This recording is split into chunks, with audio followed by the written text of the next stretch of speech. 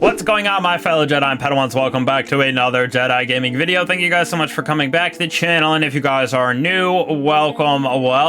Today we're going to be taking you through a nice Mothkeeper's Wraps build for our Prismatic Hunter, taking you right into a beautiful new week that we got going on here. So let's get right into it with the armor perk, Winged Eclipse. Your grenades become a cage of loyal moths. We all know how those go and getting blown up by them. These release on impact and fly towards the nearest target or ally. If they go to a target, they detonate in an arc blinding explosion. If they go to an ally or yourself, they give you a void overshield and kind of give you a little burst of healing, if you will, to keep you alive in that end game. So this pairs very well on a hunter with Prismatic and the ability spam side that we can get on this build in general. Plus with that X Diris, it got a buff at the beginning of episode Revenant, and it's even better in my personal opinion than it was before, for sure. With that buff, the combination with Mothkeepers and in general this season, or this episode specifically, because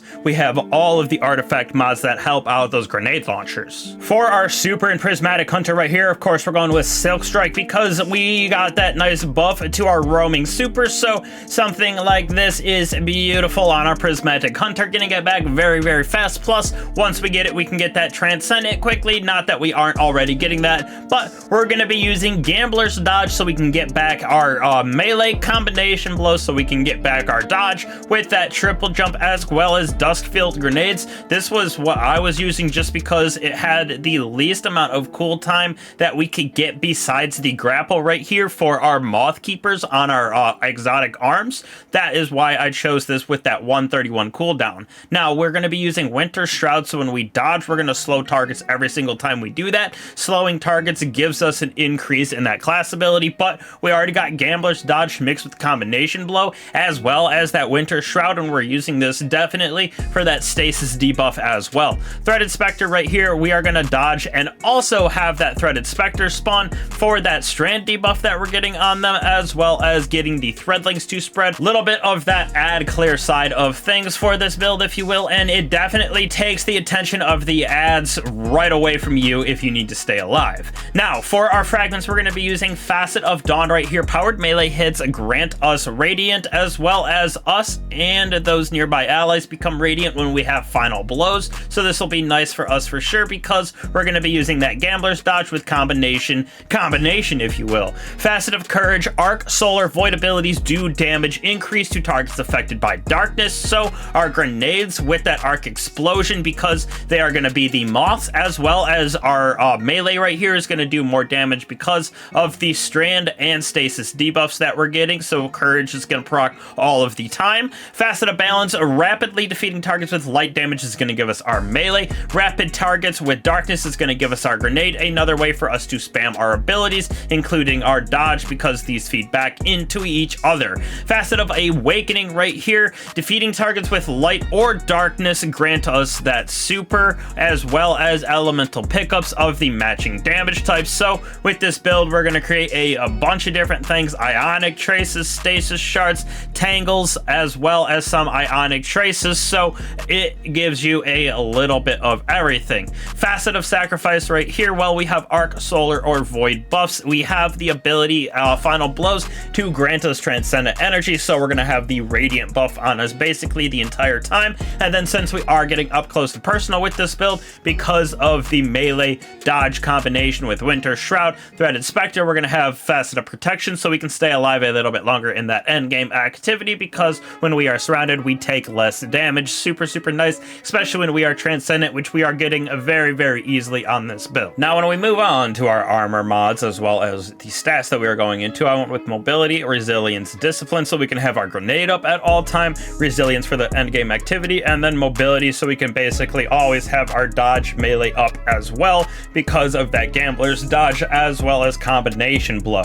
And then we are going to go with a Special Ammo Finder, Arc Siphon, as well as Harmonic Siphon to help us to create more Orbs of Power. With Special Ammo Finder, totally up to you if you want to throw on Special or Heavy Ammo Finder. For me, I went with Grenade Kickstarter, Impact Induction, Bolstering Detonation, so we can get class ability when causing damage with our grenade, and then a Grenade Energy when causing damage with our melee melee, as well as when we have that armor charge, throwing our grenade is going to give us back a nice chunk of it as well. So this right here is going to give us a nice little bit back as well, being able to spam with our Mothkeepers. Now, as for whatever activity you are going into, as I always say, basically tailor your chest piece towards that. So a lot of solar, go with a lot of solar. If you're getting that concussive dampener, you know what I mean. Totally up to you and the activity. As for our boots, we're going with recuperation, orbs of restoration, absolution, basically giving us our abilities back right here with these two, as well as a little bit of health, helping us for the ability spam, as well as that health game in the end game.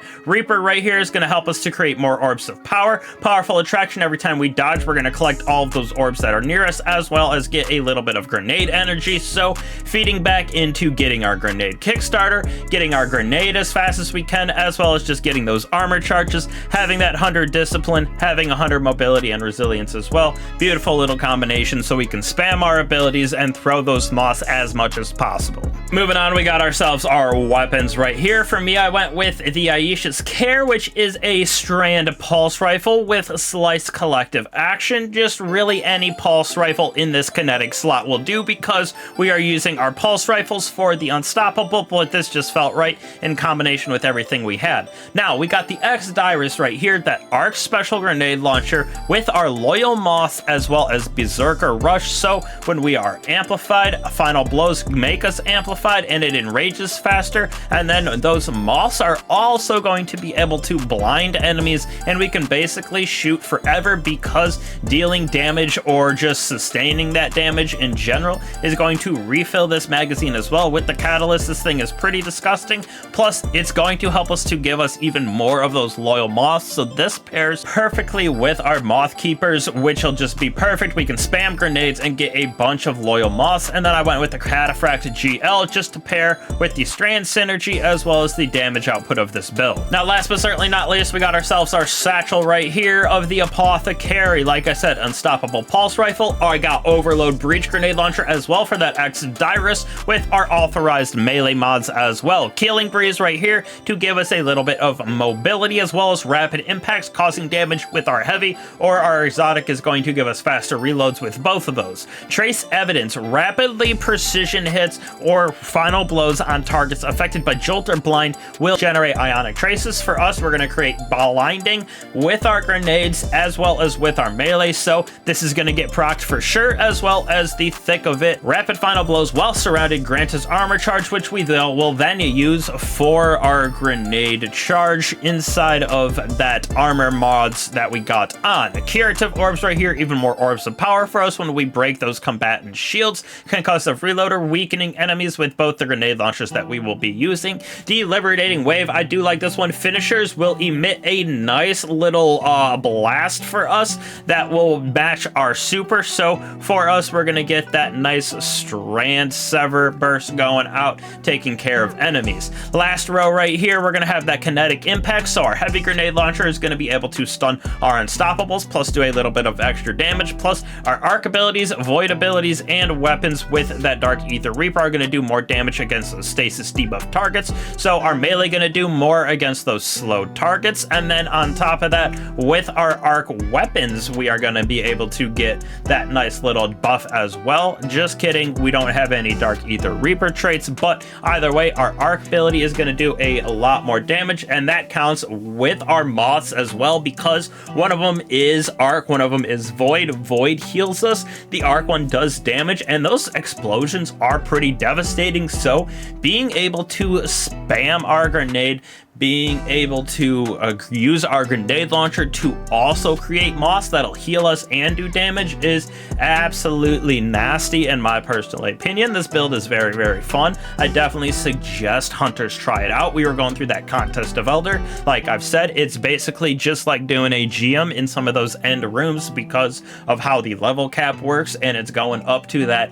2045, 2050, if you will. It is a beautiful little combination of exotic synergy that we have between exotic arms and the exotic grenade launcher. So hunters, definitely give this bad boy a try. I would suggest it for sure. Like I said, a very fun build, especially with Revenant this season because of the artifact that we got. So appreciate you guys again for always coming back to the channel. Means a lot to me, means a lot to the channel. Don't be afraid to like and subscribe. Slap that bell if you have. It means a lot to me, means a lot to the channel, helps out that algorithm as well. So again, appreciate all you guys. Have a great holiday. I will catch you guys in the next one. Peace.